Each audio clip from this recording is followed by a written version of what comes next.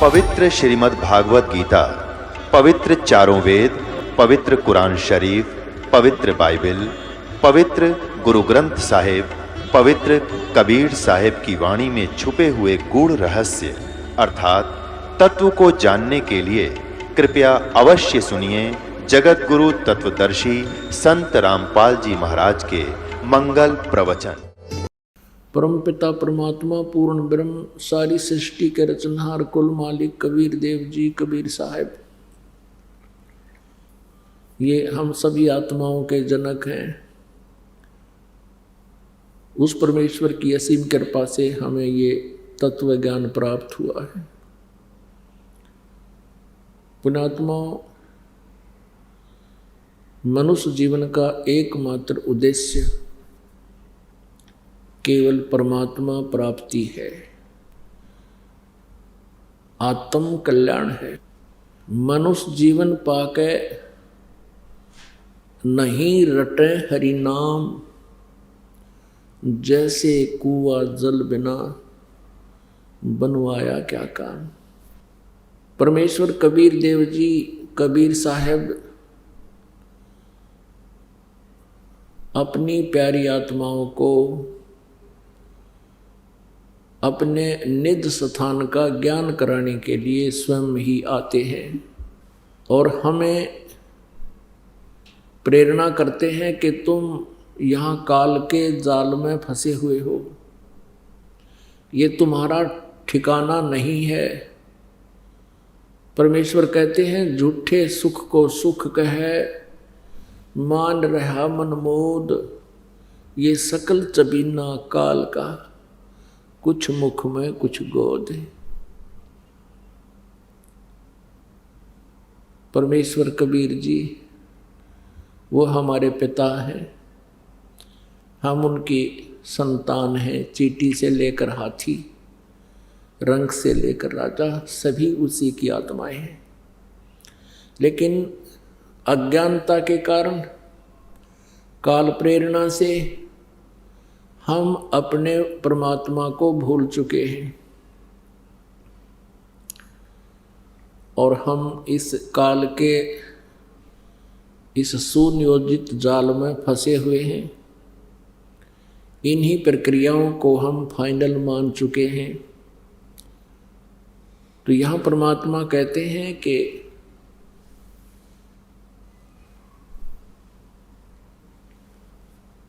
इस झूठे सुख को सुख कहे, ये मान रहा मनमोद, सकल चबीना काल का, कुछ मुख में कुछ गोद है। उस परमेश्वर ने पूर्ण ब्रह्म ने आकर के स्वयं ही अपनी जानकारी हमें बताई कि तुम यहाँ के वासी नहीं हो। परमात्मा कहते हैं ये काया तेरी है नहीं, माया कहाँ से हो। चरण कमल में ध्यान रख, इन दोनों को खो। नंगा आया जगत में, नंगा ही तू जाए, और बीच कर ख्वाबी ख्याल है, ये इस काल ने और माया ने तुम्हें भरमाया। सर्व सोने की लंका थी, रावण से रणधीरम, एक पलक में राज विराजी, जम के पड़े जंजीरम। परमात्मा याद दिलाते हैं कि आप जी जिस व्यवस्था में अपना मानुष जीवन व्यस्त किए हुए हो, बर्बाद कर रहे हो, व्यर्थ कर रहे हो, उद्देश्य क्या रखा हुआ है कि घना धन हो जा, बड़ी कोठी बन जावे, उसमें चिप्स मार्बल लग जावे, अच्छी कार हो, बैंक बैलेंस घना हो, फिर क्या हो जाएगा। परमात्मा याद दिलाते हैं कि सर्व सोने की लंका थी। रावण ने लंका पूरी जो है सोने की ईंटों से बना रखी थी, जैसे यहाँ गारा की ईंटें बनी हुई हैं और सीमेंट में चनी जाती है, चूने में चनी जाती थी।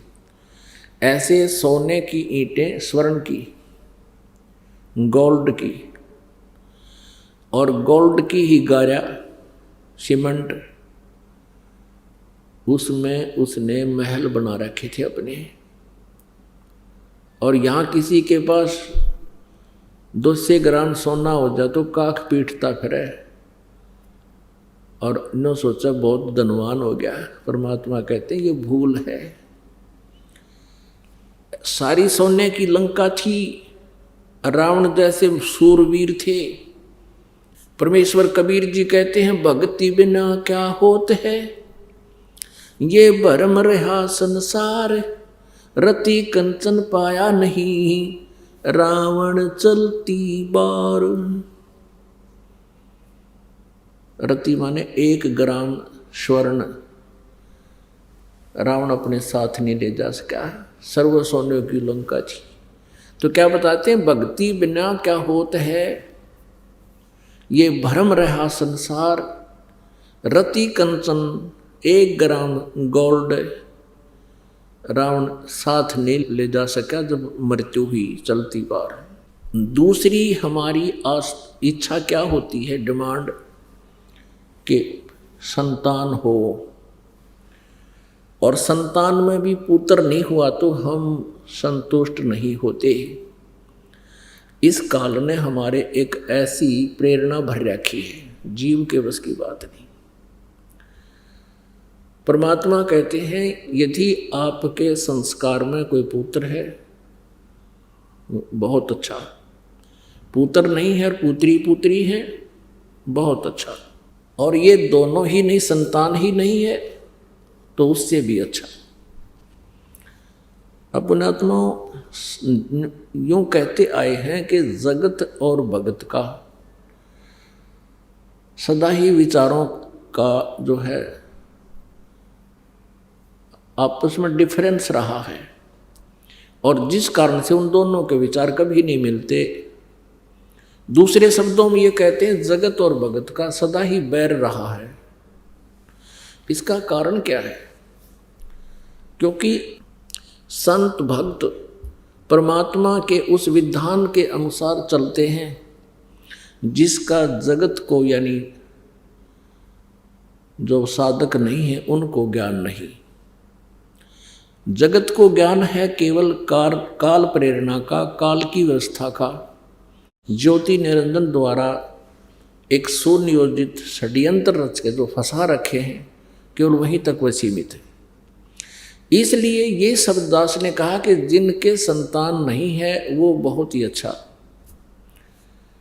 और है वो भी अच्छा, पुत्र है वो भी अच्छा, पुत्री है तो भी अच्छा, लेकिन संतान बिल्कुल नहीं है, बहुत अच्छा।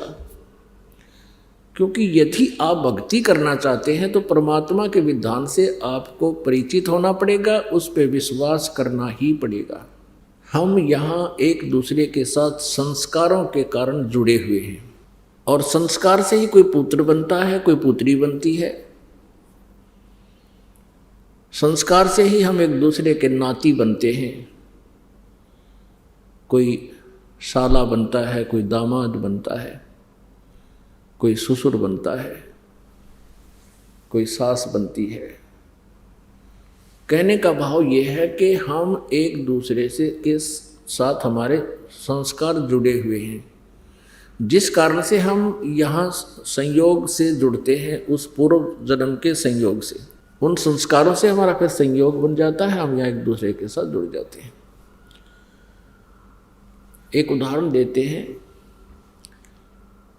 एक व्यक्ति था, किसान था, उसको एक पुत्र प्राप्त हुआ, उसकी पत्नी की मृत्यु होगी। उसने दूसरा विवाह करवाया, उससे एक पुत्र की प्राप्ति हुई, फिर उसकी पत्नी की भी मृत्यु होगी और स्वयं की भी मृत्यु होगी। बड़ा लड़का जो था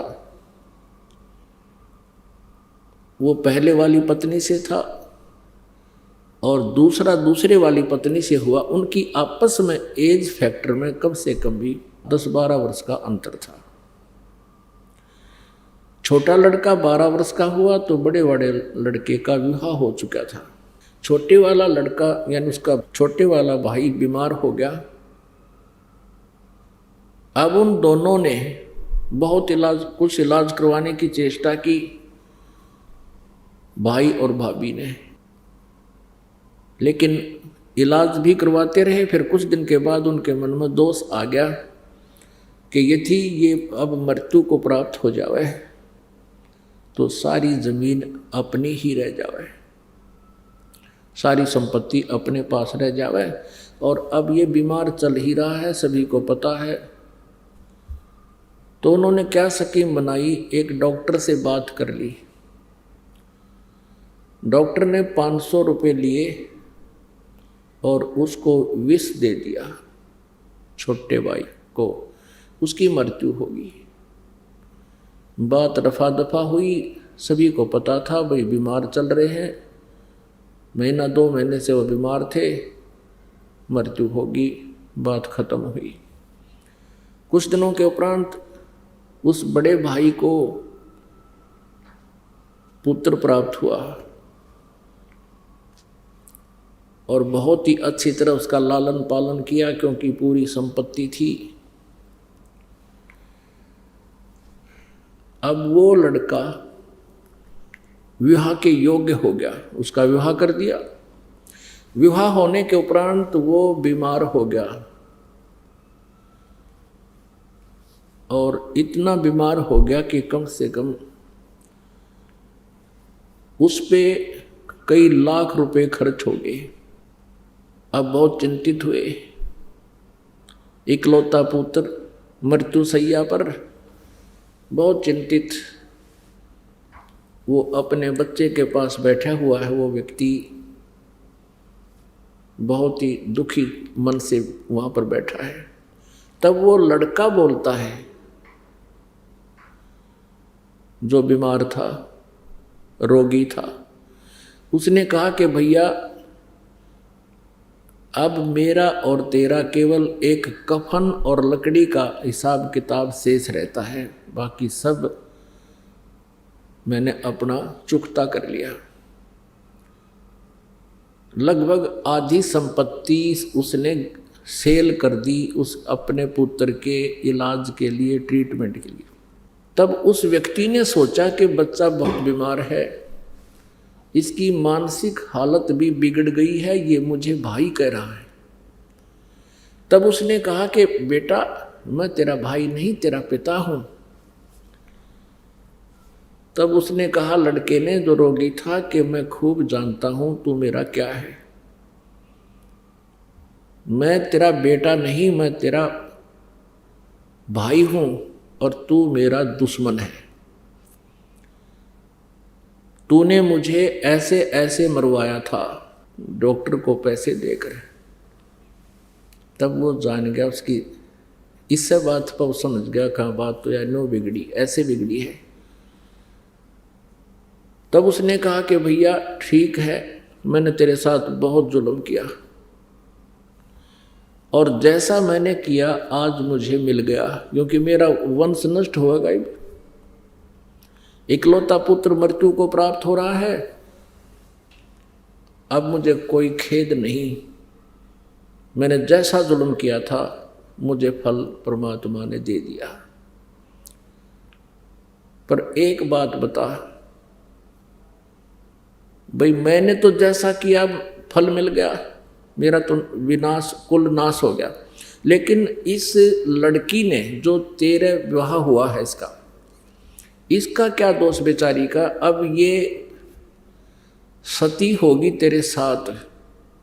पहले सती प्रथा थी, पति मर जाता था तो पत्नी को साथ चिता में जिंदी जलाया करते थे, जीवित को फूका करते थे, उसको सती प्रथा कहते थे। तो कहने लगा अब इस बेटी का क्या दोष है, ये जिंदा जलाएगी तेरे साथ। तो उसने बताया कि वो डॉक्टर कहाँ है। अब उसने बताया कि वो तेरी मृत्यु के 4 वर्ष बाद मृत्यु को प्राप्त हो गया था। तब उस लड़के ने कहा कि ये वही डॉक्टर है, आज मेरी पत्नी बनकर इसका जन्म है, अब ये जिंदा जलाई जाएगी। तो पुण्यात्माओं, यहाँ कबीर परमेश्वर जी कहते हैं एक लेवा एक देवा दूतम और कोई किसी का पिता नहीं पूतम। ये ऋण संबंध एक लोन आपस में ले रखा है, ऋण संबंध जुड़ा एक ठाठा, अंत में सब 12 बैठा। अपनात्माओं, ये जो तत्व ज्ञान है, जो ये आध्यात्मिक ज्ञान है, ये संसारिक विचारों से, संसारिक परंपराओं के ज्ञान से बिल्कुल विपरीत होता है, जिस कारण से ये अखरता है प्रत्येक व्यक्ति को, लेकिन भक्तों को नहीं अखरता, क्योंकि वो परमात्मा के विधान से परिचित हो चुके होते हैं। तो पुण्यात्माओं, जिनके संतान नहीं है, समाज में उनका जीना बहुत ही दूभर हो जाता है,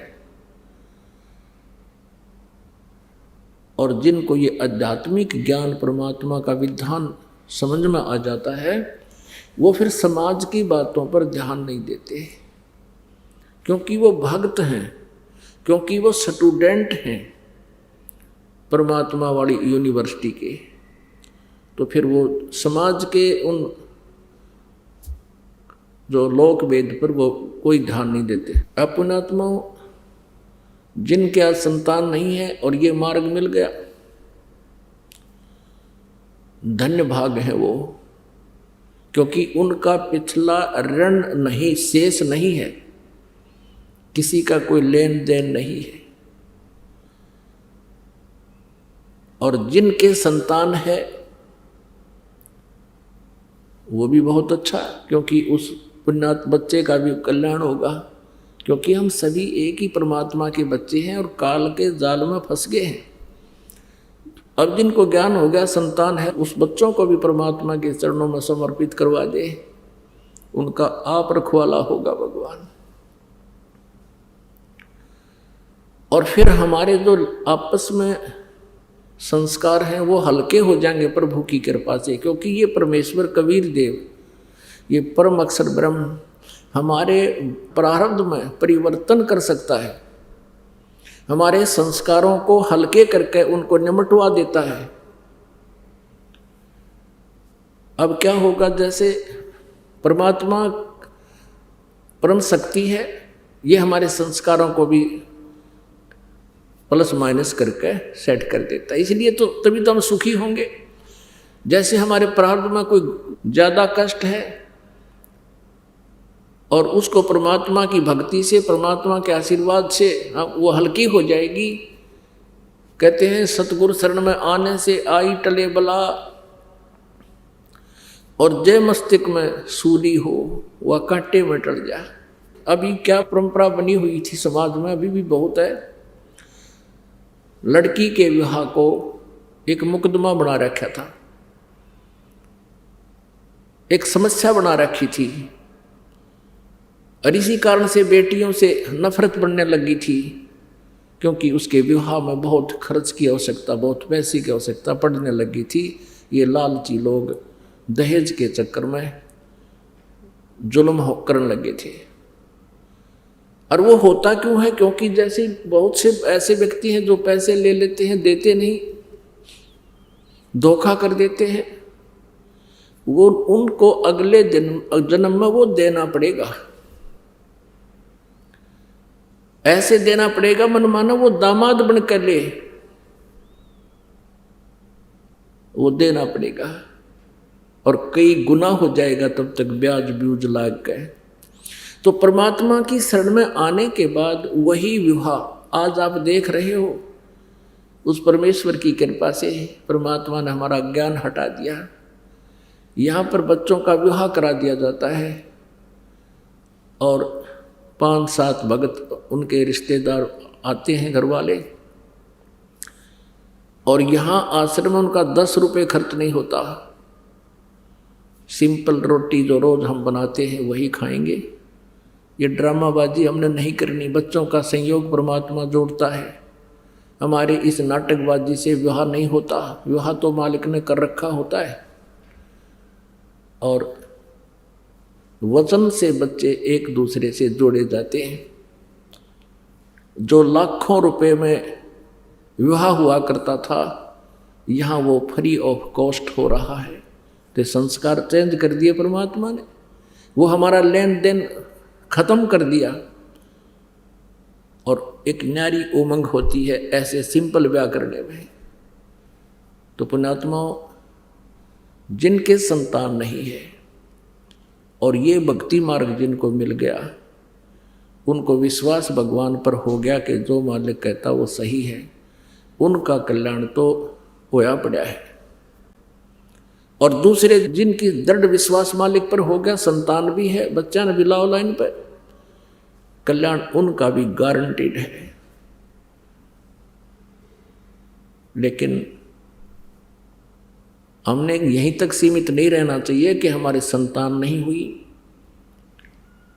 यदि ये मार्ग ना मिलता, और जिन बहन विशेषकर इस बात को सहन नहीं करती, और वो सहन करना चाहें तो संसारिक लोग कोई ना कोई इंजेक्शन जरूर ला दे रोज या तीसरे दिन, या तो कोई पड़ोसन आवेगी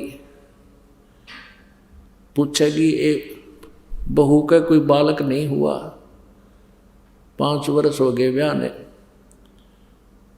तो ये तो कहेंगे कि ना कोई दया नहीं हुई भगवान की, एक जातक तो चाहिए था। अब वो तो इंजेक्शन ला कर चली जा, पाछे तो वो पुत्र वधू वो बेटी बहुत देर तक रोती है, सोचती है भगवान मेरे से क्या गलती बन गई, मुझे संतान क्यों नहीं मिली। एक संतान मिल जाती दुनिया का मुंह बंद हो जाता। अब यदि ये ज्ञान समझ में आ जाता फिर तो बातें खत्म होगी, कोई कुछ भी बांटो, कहीं जाएगा तो नींद में बांटे हैं कहते रहेंगे। और यदि ये मार्ग नहीं मिलता, उन बहनों के साथ क्या बनता है, वो अंतिम श्वास तक वो क्या करते हैं कि लास्ट में फिर जिनका संतान नहीं है, ज्ञानहीन भक्तिहीन प्राणी, वो क्या करेंगे, कोई बच्चा गोद लेंगे, लड़का किसी भाई का या बहन का या कोई रिश्तेदार का, यो एक छड़ा और गाड़ेंगे छाती पे। और फिर क्या होगा, अब तो बात तो बिगड़ रही है क्योंकि संसार का बहुत व्यवहार बिगड़ गया बच्चों का।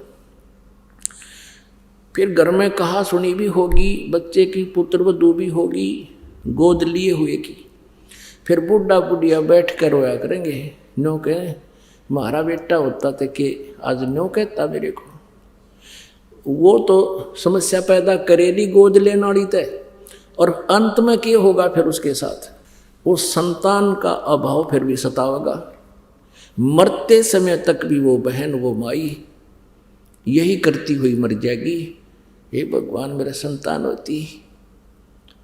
आज मैंने बहुत कुछ सुनना पड़ा जनता का, अगले जन्म में यू काल उसकी इसी दुर्गति करेगा, या तो कुतिया का जन्म देगा अगले 8 जाम एक कब्र में संतान तुम, या किते सुअरी की जुनी देगा, एक ही टाइम एक ही ब्यांत पे 12 पैदा करेगी अगले, तो खूब जाम के छक दे या तेरी कसर ईब काट दूँ। तो परमात्मा कहते हैं इस काल के जाल को समझो, परमात्मा ने जो भी कर रखा है उसमें संतुष्ट रहो और अपना पीछा छुटवाओ। मानुष जन्म पाय कर नहीं रटे हरि नाम, जैसे कुआं जल बिना फिर बनवाया क्या काम। अब क्या बताते हैं परमात्मा कि यदि आप जी संतान को ही महत्व देते हो तो सुन लो इसका परिणाम, 1 लाख पूत 1.25 लाख नाती, उस रावण के दीवान बाती। अब क्या बताते हैं परमात्मा कि रावण के 1 लाख पुत्र थे और 1.25 लाख उसके रिश्तेदार थे, बड़े बड़े जो है ना पैसे वाले और बड़े सूरवीर।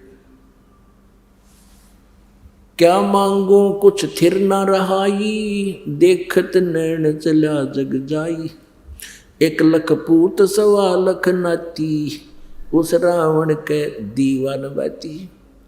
आप तो भगवान से एक पुत्र की प्राप्ति के लिए खाड़े कर रहे हो, एक आशा लेकर आते हो। परमात्मा बताना चाहते हैं कबीर साहब जी के उस रावण का 1 लाख पुत्र थे और काल ने वह भी खा लिए, उसका कोई दीवा लाने वाला भी शेष नहीं है। आज उसका दीवा नबाती। इसलिए इस काल की व्यवस्था से अपने विचारों को ऊंचा उठाओ, परमात्मा पर विश्वास रखो, जो वो करते हैं वो सही करते हैं। एक समय एक राजा का एक महामंत्री था, वो भगवान पर बहुत विश्वास रखता था। राजा भी धार्मिक था, लेकिन उस महामंत्री का विश्वास परमात्मा पर अलग ही था। दूसरे जो मंत्रीगण थे वो उस महामंत्री से बहुत ईर्ष्या रखते थे। उनका उद्देश्य था कि किसी प्रकार ये राजा के हृदय से गिर जावे और मेरा नंबर आ जावे महामंत्री पद पर। तो एक व्यक्ति ऐसे उसकी निंदा चुगली करते रहते थे, कोई ना कोई दाव लगाए रहता था। एक दिन राजा अपनी तलवार की धार चेक कर रहा था, वो कितनी तेज है, ऐसे स्वाभाविक निकाल कर अन्य हाथ से ऐसे देखते हैं जैसे ये नाई उस तरह देखा कर। उधर से वो बातें भी कर रहा था और साथ में उनके मंत्री महामंत्री खड़े थे। उसका ध्यान रहा नहीं, राजा की उंगली कट गई, अलग होगी, दूर जा गिरी। और वो राजा ने कहा, ले भाई बड़ा बुरा हुआ है, तो मेरी तो उंगली कट गई। तो महामंत्री ने कहा कि राजन बहुत अच्छा हुआ, परमात्मा जो करता है वो अच्छा ही करता है, अच्छा ही हुआ। अब उस राजा का कुछ तो दर्द हो रहा, और कुछ ही वो चुगलखोर पहले उनको कहते थे कि ये आपका वफादार नहीं है। राजा को वो बात ध्यान में आ गई कि ये तो मेरा शत्रु है, मेरी उंगली कटी नहीं होगा, बहुत अच्छा हुआ। राजा ने कहा दूसरों को कि इसको कैद में ठोक दो, और जो चापलूस था वो महामंत्री बना दिया, जो उस भगत की निंदा किया करता था। कुछ दिनों के बाद राजा की उंगली ठीक होगी, ठीक का मतलब कट तो गई वो, लेकिन वो जख्म भर गया, जो शेष टूंड सा बचा था इतना, बाकी सारी कट चुकी थी। राजाओं की फिर एक व्यवस्था होती है, वो शिकार खेलने जाते हैं, जंगल में शिकार खेलने जाते हैं, इन मृगों को मारते हैं। अब राजा और वो महामंत्री जो नया चुना था, और भी 20-30 उसके सैनिक 50 चले गए। राजा और महामंत्री जंगल में अकेले रास्ता भूल गए। उधर से जंगली लोगों का कोई पर्व था, देवी को बलि देनी थी। उनके पुरोहित ने कह रखा था उन जंगली लोगों के सरदार को, उनके पुरोहित ने कह रखा था कि मनुष्य की बलि दो, तब देवी प्रसन्न होगी। तो उन्होंने, उस सरदार ने, वहाँ के जो मुखिया ने, जंगल के उन लोगों के मुखिया ने चारों तरफ बहुत से अपने व्यक्ति भेज दिए कि कोई मनुष्य लाओ पकड़ के, आदमी लाओ पकड़ कर, नर बलि। वो 20-30 जने जा रहे थे। राजा और वो महामंत्री दोनों दिख गए, चारों तरफ से घेर लिए और पकड़ लाए। पकड़ के लाके खड़े कर दिए। अब पुरोहित ने कहा कि इनके अंग देखो, कोई अंग भंग ना हो, यानी शांत पूर्ण हो ये, नहीं तो पूजा अधूरी रह जाएगी। काना ना हो, लंगड़ा लूला ना हो, हाथों की उंगलियां पूरी हो। अब वो लागे फिर उसकी चेकिंग करने, वो निरीक्षण करके देखा कि एक आदमी की उंगली कट रही है, ये उंगली नहीं है। पुरोहित ने कहा कि इसकी बलि नहीं स्वीकार होगी। वो राजा तो छोड़ दिया, वो दूसरा पूरा था, वो चापलूस ने बोला जी ये ओके है कि इसको कर दो काम, वो काट दिया। वो चापलूस तो कर दिया, काम बहुत काट दिया, राजा बच गया। अब राजा ने तो वहीं से स्पीड ठोक दी और पहुंचा घर पे।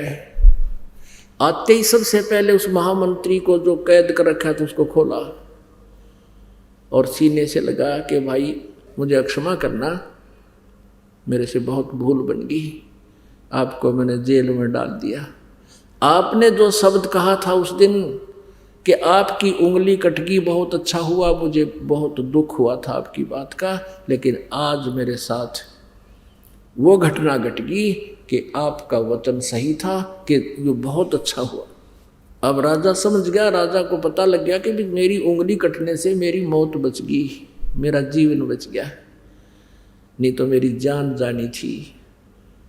तो फिर उस राजा ने मंत्री से कहा कि भी ठीक है, मेरे लिए तो अच्छा हुआ मेरी उंगली कट जाने से मेरी जीवन रक्षा होगी, लेकिन आपके लिए क्या हुआ, आपको अननेसेसरी 6 महीने की कैद काटनी पड़ेगी।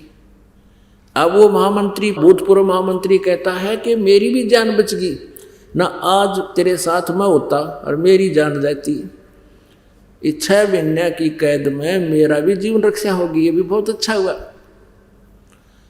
तो पुण्यात्माओं, ये भले ही कथाएं हों और भले ये सच्चाई है, लेकिन ये विधान परमात्मा का ऐसा ही है, हमने इसको सत्य ही मानना पड़ेगा। तो किसी के साथ कोई ऐसी घटना घट भी जाती है तो इन परमात्मा के जो दिए हुए फार्मूले हैं, इनको तुरंत अप्लाई कर लिया करो अपने माइंड में, 90% टेंशन खत्म हो जाएगी। और फिर रिजल्ट देखना परमात्मा का।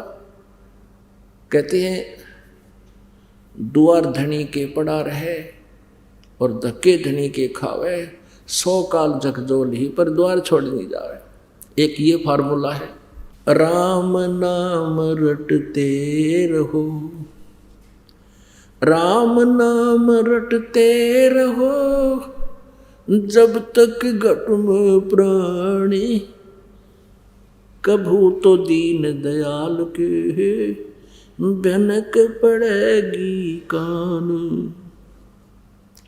अब ये दूसरा फार्मूला है कि परमात्मा के आगे उसके चरणों में पड़े रहना, आखिरी श्वास तक भक्ति करते रहना, और कोई भी मान ले आपके ऊपर आपत्ति है तो कहते हैं कदे तो दीन दयाल कहे बनक पड़ेगी कान। कभी तो सुनेगा दाता हमारी, और अवश्य सुनेगा, वो सबकी सुनता है। भक्तों के लिए तो वो अपना सतलोक त्याग कर यहाँ आ जाता है। तो पुण्यात्मा, परमात्मा ने कहा कि राम नाम रटते रहो। परमेश्वर ने स्वयं ही हमें एक तत्वदर्शी संत बनकर हमें समझाया है, अपना ही डबल रोल करके कहा है कि राम नाम रटते रहो जब तक घट में प्राण, और कभू तो दीन दयाल के भनक पड़ेगी कान। तो कौन से राम का जाप जपना चाहिए? अब यहां समस्या आती है। अब हमने अनेक राम यानी देव भगवान सेलेक्ट कर रखे हैं जिनकी हम पूजाएं करते रहे। भगवान ब्रह्मा जी जो रजोगुण हैं, भगवान विष्णु जी जो सतोगुण हैं, भगवान शिव जी जो तमोगुण हैं। ये हमारे पवित्र हिंदू धर्म के प्रधान देवता हैं। इनके बारे में अभी तक लोक वेद सुनाया जाता था इन अज्ञानी गुरु ऋषि महर्षियों और ब्राह्मणों के द्वारा कि ये अजरो अमर हैं, इन्हीं की पूजा करनी चाहिए। अब हमने राम सेलेक्ट करना है, हमने भगवान सेलेक्ट करना है, किसकी पूजा करनी चाहिए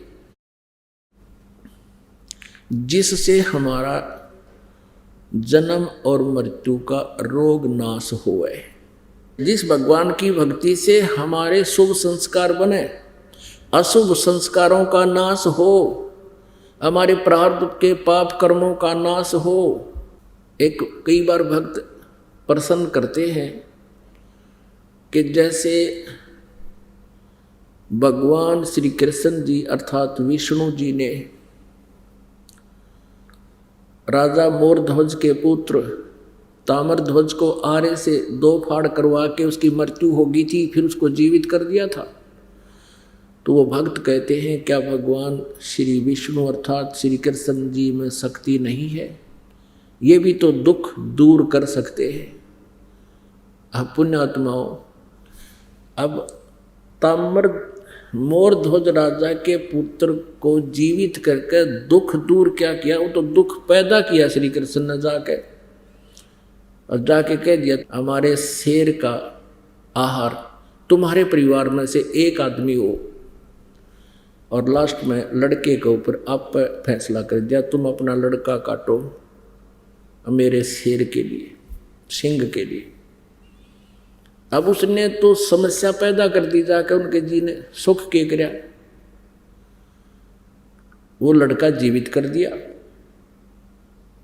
अपने आत्माओं, ये 16 कला के भगवान हैं और ये चतुर्भुजी भगवान है। एक छोटा मोटा सिद्ध भी ऐसी क्रियाएं कर देता है। गोरखनाथ जी ने अपने गुरु मच्छंदर नाथ जी की अस्थि उठाकर उनका शरीर फूंक दिया गया था, उन अस्थियों से ही उसको पुनर्मनुष्य बना दिया और जीवन दान दे दिया। तो यहाँ कहने का भाव ये है कि और वही श्री कृष्ण जी जिसने मोरध्वज के राजा के पुत्र ताम्रध्वज को जीवित कर दिया आरे से चरवा के मृत्यु के उपरांत, वो अपने सगे भांजे अभिमन्यु को जीवित नहीं कर सके। श्री कृष्ण अर्थात विष्णु जी, जो सुभद्रा पुत्र थे अभिमन्यु जी, महाभारत के युद्ध में चक्रव्यूह में उनकी मृत्यु हो गई थी। पांडवों का कुल नाश हो रहा था। श्री कृष्ण रो रहा था, सुभद्रा रो रही थी। 5 पांडवों के आंसू टपक रहे थे। श्री कृष्ण जीवित नहीं कर सके। कारण क्या है? परमेश्वर कबीर जी ने बताया है कि उस ताम्रध्वज लड़के के श्वास शेष थे, यानी उसकी आयु शेष थी, और उस अभिमन्यु की आयु शेष नहीं थी। उसके प्रारब्ध में इतना ही आयु था और वहीं उसकी मृत्यु निश्चित थी, जिस कारण से अभिमन्यु को श्री कृष्ण जीवित नहीं कर सके। मासा घटे न तिल बधे, विद न लिखे जो लेख, सच्चा सतगुरु मेट कर ऊपर मारे मेख। तो कबीर देव जी, कबीर परमेश्वर जी यदि हमारी आयु शेष ना हो उसको भी आयु प्रदान कर सकते हैं। और इस दास के इस आध्यात्मिक जीवन काल में एक नहीं हजारों की संख्या में ऐसे उदाहरण है या इस संगत के अंदर, जिन्होंने सच्चे दिल से भगवान की नियमित मर्यादा में रहकर साधना की है, उनकी कह करके आयु बढ़ा रखी है पुण्यात्माओं। और यही वेद प्रमाण देते हैं कि पूर्ण परमात्मा अपने साधक की आयु को भी बढ़ा देता है। अब थोड़ा सा प्रमाण वेद दिखाते हैं आपको। कबीर परमेश्वर जी ने अपनी प्यारी आत्मा धर्मदास जी से कहा था कि धर्मदास, वेद मेरा भेद है, मैं मिलूं वेदन से नहीं, और जौन वेद से मैं मिलूं वो वेद जानते नहीं। ये चारों वेद मेरी ही महिमा का गुणगान कर रहे हैं, लेकिन इन वेदों में वर्णित विधि से मेरी प्राप्ति नहीं हो सकती।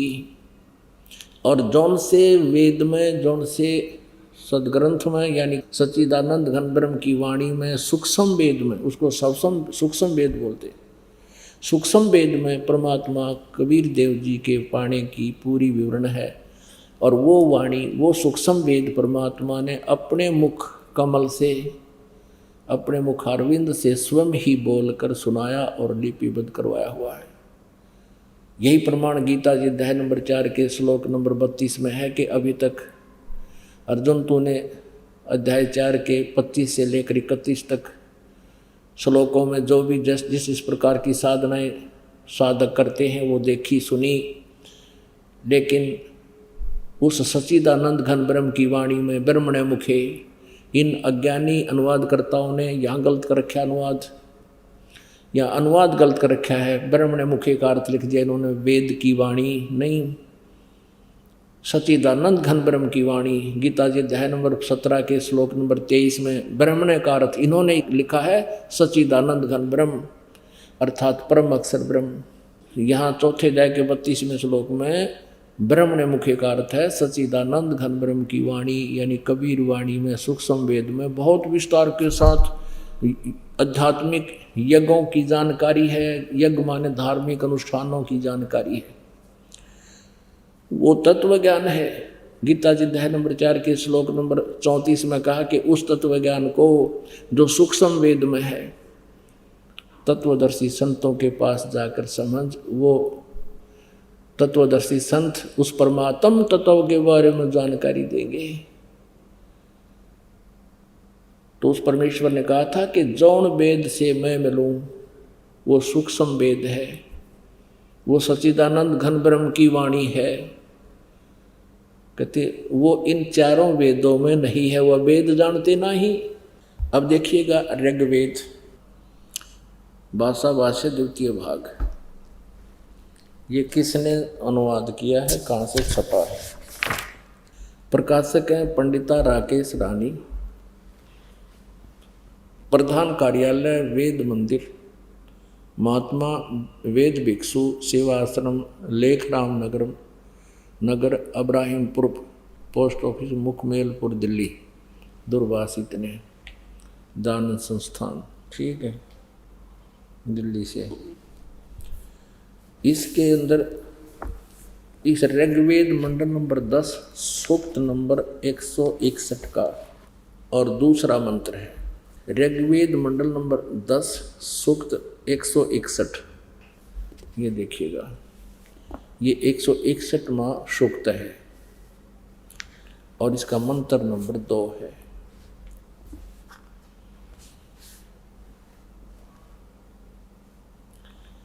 यदि किसी रोगी की जीवन शक्ति समाप्त हो, यदि वह सीमा से भी परे हो गया है, यदि वह मृत्यु के सन्निकट चला गया है, तो भी उसे मैं भारी कष्टप्रद रोग के पंजे से मुक्त कराऊं तथा उसे 7 वर्ष के जीवन हेतु 100 वर्ष के जीवन हेतु सत सरदाए, यानी 7 माने 100, शरद माने सर्दी ऋतु, जो का कारण इसने 40 दिवाली खा रखी है।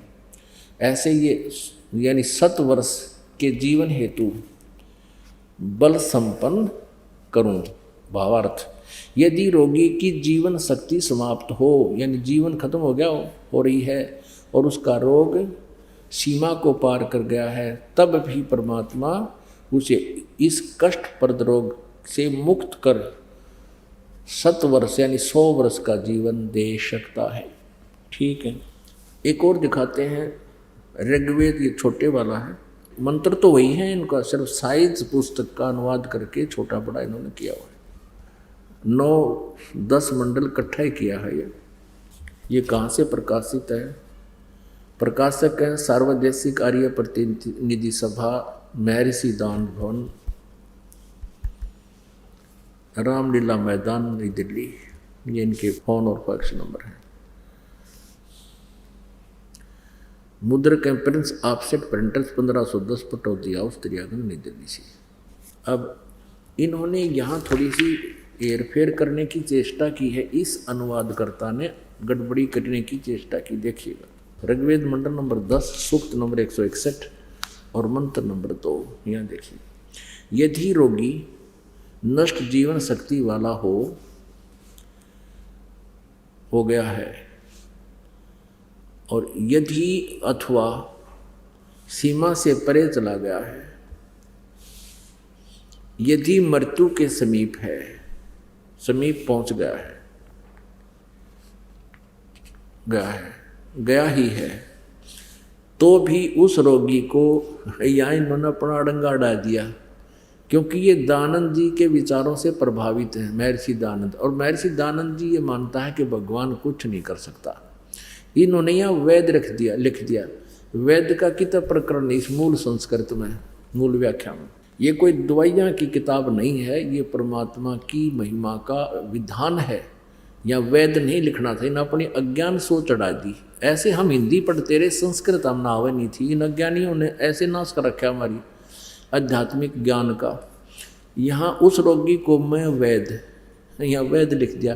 अब पढ़ने ने सोचा वैद बूढ़ कर देता होगा, वैद तो करे दे, वैद दवाई अच्छी जानता होता है। नहीं, कष्टप्रद रोग के पंजे से छुड़वा लाता हूँ, ये भगवान की महिमा है, वैद की नहीं।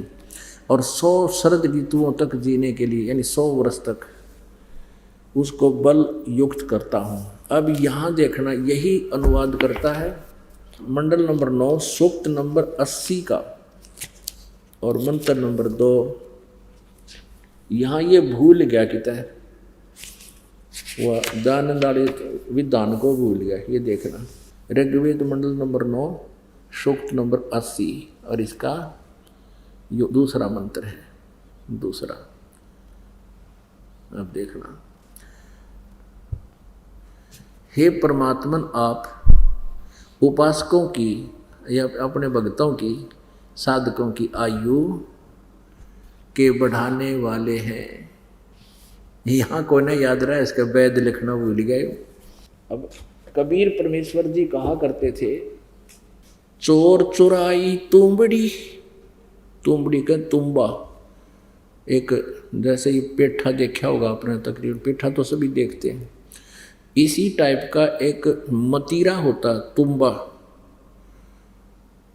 अच्छी बड़ी घिया देखी हो आपने, इतनी बड़ी हो जाए, उससे भी बड़े साइज का इतना बड़ा हो जाता तुम्बा। तो उस तुम्बे का अंदर से वो निकाल लेते हैं सारा मटेरियल, बाहर उसका कवर रह जाता है। उसको ज़्यादातर साधु संत भी रख लेते थे अपने पास, या इकतारा बनाते थे ये गाने बजाने वाले। तो वो उसको यदि पानी में डाल दिया जाए तो नीचे छोड़ दे जाकर, वो तुरंत ऊपर आ जाता है, नीचे नहीं रहता, फ्लोटिंग बहुत है। तो परमात्मा कहते हैं कि इन अज्ञानियों ने सच्चाई को उस तुम्बे की तरह, जैसे कोई चोर ने तुम्बा चुरा लिया और पानी में छुपान लग गया, वो नीचे छोड़ कर आवे ऊपर आ जा। वो चोर नीचे जल में छोड़ कर आवे, उससे पहले वो ऊपर आ जाए। तो परमात्मा कहते हैं, चोर चुराई तुंबड़ी और छुपावे पानी में, वो छुपावे वह ऊपर आवे, न सच्चाई छानी ना। यानी इन अज्ञानियों ने इन सदग्रंथों का अज्ञान करने की बहुत चेष्टा की, सच्चाई को छुपाने की बहुत चेष्टा की, लेकिन ये छुपा नहीं सके। कहीं ना कहीं से ये सच्चाई ऊपर आ ही गई। तो ये कबीर परमेश्वर है जो हमारी आयु भी बढ़ा सकते हैं, हमारे रोग का नाश भी कर सकते हैं, और ये हमारे अशुभ संस्कारों को भी नाश कर सकते हैं। अपन आत्माओं, हमने भगवान सिलेक्ट करना है।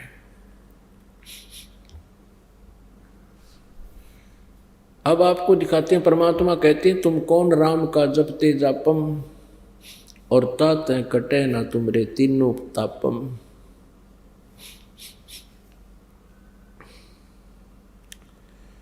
अब गीता जी अध्याय नंबर 7 के श्लोक नंबर 12 से लेकर 15 में इन तीनों गुणों, रजगुण ब्रह्मा, सतगुण विष्णु, तमगुण शिव जी की भक्ति करने वालों के विषय में कितनी शानदार निर्णायक व्याख्या की है कि जो इन तीनों देवताओं की, ब्रह्मा जी की तो पूजा कोई करता ही नहीं, ज़्यादातर श्री विष्णु जी और इनके अवतार श्री रामचंद्र जी, श्री कृष्ण जी की ही पूजा करते हैं, और या फिर भगवान शंकर की इनके साथ साथ करते हैं। अब इन तीनों की भक्ति हमने करनी चाहिए या नहीं, इसका निर्णय भी सद्ग्रंथ ही देंगे। जैसे श्रीमद् भगवत गीता जी अध्याय नंबर 16 के श्लोक नंबर 23 में कहा कि जो शास्त्र विधि को त्याग कर मनमाना आचरण करते हैं उनको न तो सुख होता है न उनको कोई सिद्धि प्राप्त होती है और न ही उनकी गति होती है, यानी यूजलेस, व्यर्थ। फिर 24वें श्लोक में कहा है 16वें अध्याय में कि इससे तेरे लिए अर्जुन कर्तव्य और अकर्तव्य की व्यवस्था में सद्ग्रंथ ही प्रमाण है, यानी सद्ग्रंथों में, शास्त्रों में जो लिखा है उसको फाइनल मानना, किसी की लोक वेद पर विश्वास मत करना। अपनात्मा, अब आप जी के रूबरू वो व्याख्या करते हैं जिसमें हमारे सद्ग्रंथ पवित्र श्रीमद् भगवत गीता जी इन तीनों गुणों, रजगुण ब्रह्मा जी, सतगुण विष्णु, तमगुण शिव जी के पुजारियों के बारे में क्या कहा है, इनको क्या उपमा दी है। अब अपने सद्ग्रंथ पढ़ते हम, एक विशेष रजाकरी परमात्मा ने हमें शिक्षित किया, शिक्षित करके अब सद्ग्रंथों का खजाना हमारे सामने खोल दिया। सद्ग्रंथ सत्य हैं, वेद कतेब झूठे नहीं भाई, झूठे हैं जो समझे नाही। झूठे तो वो हैं जो इनको समझ नहीं सके, ये शास्त्र गलत नहीं है। देखिएगा श्रीमद् भगवत गीता, जय दयाल गोविंद का इसके अनुवादक है, गीता प्रेस गोरखपुर से ये छपी है, प्रकाशित है। अब हम अपने सद्ग्रंथों को स्वयं पढ़ेंगे। पहले ये नकली गुरु हमें गलत बताते रहे। 7वां अध्याय अथ 7वां अध्याय प्रथम मंत्र में गीता ज्ञानदाता कहता है, हे पार्थ, अनन्य प्रेम से मुझ में आसक्त चित्त तथा अनन्य भाव से मेरे प्रेरण होकर योग में लगा हुआ, योग माने भक्ति में, जिस प्रकार से संपूर्ण विभूति, बल एवं ऐश्वर्य युक्त, गुणों से युक्त, सबके आत्मरूप मुझको संशय रहित जानेगा, उसको सुन। अब ये क्या कह रहा है गीता ज्ञानदाता कि मैं ऐसा ज्ञान बताऊंगा तू मुझे संशय रहित समझ सकेगा मैं क्या हूँ। अब श्लोक नंबर 2 अध्याय नंबर 7 का, मैं तेरे लिए इस विज्ञान सहित तत्व ज्ञान को संपूर्णतः कहूँगा, है और जिसको जानकर संसार में फिर और कुछ भी जानने योग्य शेष नहीं रह जाता। तोड़ पाड़ दिया। पवित्र श्रीमद् भगवत गीता में गीता ज्ञानदाता कहता है, इस 7वें अध्याय में तुझे ऐसा ज्ञान बताऊंगा कि तू मुझे संशय रहित समझ सकेगा और इस ज्ञान के जानने के बाद फिर कुछ भी जानना शेष नहीं रहेगा। अब हम 7वां अध्याय का अब श्लोक नंबर हम 3 पढ़ते हैं, पहला 2 पढ़ लिया। हजारों मनुष्यों में कोई एक मेरी प्राप्ति के लिए प्रयत्न करता है और उन यत्न करने वाले योगियों में भी कोई एक मेरे प्राण होकर मुझको तत्व से अर्थात यथार्थ रूप से जानता है। मेरे बारे में कोई जानता, मैं काल हूँ, क्या हूँ। अब देखो क्या कहा 4 और 5 में, पृथ्वी, जल, अग्नि, आयु, आकाश, मन, बुद्धि और अहंकार भी इस प्रकार ये 8 प्रकार से विभाजित मेरी प्रकृति है। यह 8 प्रकार के भेद वाली तो अपरा अर्थात मेरी जड़ प्रकृति है। आगे देखो, हे महाभावो, इससे दूसरी को जिससे यह संपूर्ण जगत धारण किया जाता है, मेरी जीव रूपा परा अर्थात चेतन प्रकृति जान, ये दुर्गा है। ये तो 8 प्रकार की तो इसने बता दिया, ये जल, अग्नि, वायु, आकाश, मन, बुद्धि, अहंकार, ये तो 8 प्रकार की है।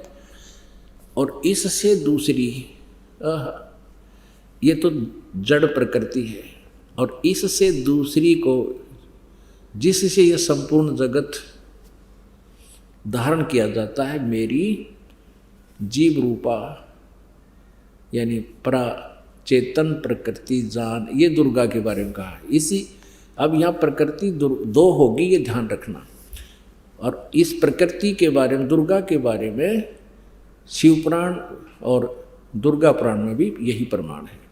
अब हम आएंगे गीता जी अध्याय नंबर 7 के अब 11 में। ये देखिएगा अध्याय नंबर 7 का अब 11।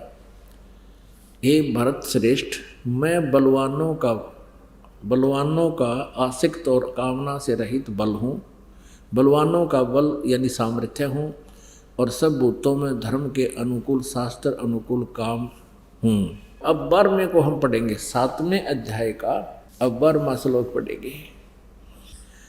और भी जो सतोगुण से उत्पन्न होने वाले भाव हैं और जो रजोगुण तथा तमोगुण से उत्पन्न होने वाले भाव हैं, उन सबको मुझसे ही होने वाले हैं ऐसा जान, परंतु वास्तव में उनमें मैं और वे मुझ में नहीं हैं। पुण्यात्माओं, ये पवित्र सदग्रंथ जो है श्रीमद् भगवत गीता जी, इसमें 2 प्रकार का ज्ञान है। 2 प्रकार का कैसे है?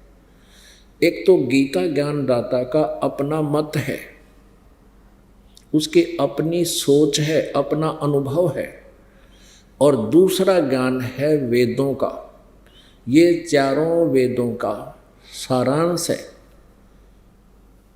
यानी कोड वर्डों में अधिक जानकारी है श्रीमद् भगवद गीता में, और चारों वेदों का एक संक्षिप्त रूप और निष्कर्ष रूप है, ये ज्ञान है। अब इसे स्थान स्थान पर गीता ज्ञानदाता कहता है ये तो मेरा मत है, यानी मेरी सोच तो ये है, और बाकी जो ज्ञान ये दे रहा है वो वेदों वाला दे रहा है।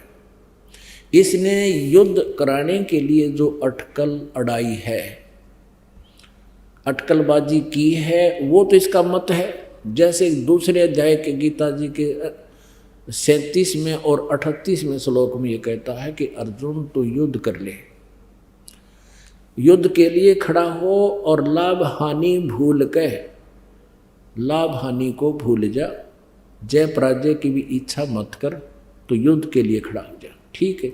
और तुरंत ही कहता है कि यदि तू युद्ध में जीत गया तो पृथ्वी का राज भोगेगा, और यदि तू युद्ध में मारा गया तो स्वर्ग में जाएगा, तेरे दोनों हाथों में लड्डू। ये अटकलबाजी का ज्ञान, दोगला ज्ञान, ये भ्रमित करने वाला ज्ञान, ये काल का है, अपना मत है। अब 7वें अध्याय के 11वें श्लोक में गीता ज्ञानदाता ने क्या कहा है कि जो रजगुण यानी श्री ब्रह्मा जी से जो संसार की उत्पत्ति जीव आपस में जो है ना प्रेरित होकर के वासना वश होकर के जीव उत्पत्ति करते हैं, संतानों उत्पत्ति करते हैं, ये तो श्री ब्रह्मा जी रजगुण से हो रहा है।